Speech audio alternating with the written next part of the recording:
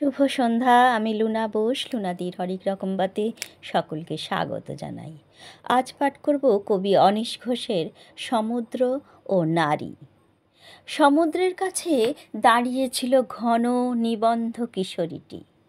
হাওয়ায় কাঁপছিল তার কপালের ওপর চূর্ণ অঙ্গরাগের মতো গড়িয়ে পড়া চুল।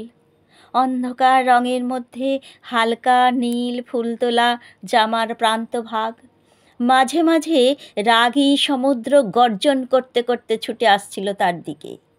আর কি আশ্চর্য, লাজুক যুবকের মতো নত হয়ে তার দু পায়ের পাতায় চুমু খেয়ে ফিরে যাচ্ছিল বারবার। সমুদ্রে নেশা আছে, বারবার সে অমোঘ টানে চনমন করে উঠেছে রক্ত শরীরের ভেতর। বারবার দ্রিমি দ্রিমি মাদল বেজেছে। নরম রোদের চাদরে মোড়া জলের বিছানায় শুয়ে থাকা জেলেদের ডিঙি, পূর্ণ পোয়াতি আকাশ আমাকে এইখানে টেনে এনেছে। দূরে পড়ে আছে ঘর, ঘনিষ্ঠ সম্পর্ক। সমুদ্রের পাশে আসতে মেয়েটি যেন আমায় আঙুল তুলে কাছে ডাকল। সারা মুখে মসৃণ জ্যোৎস্না ছড়িয়ে উদ্ভিন্ন যৌবনা সেই মেয়ে বলে উঠল, দেখো আমি কেমন নারী হয়ে উঠেছি।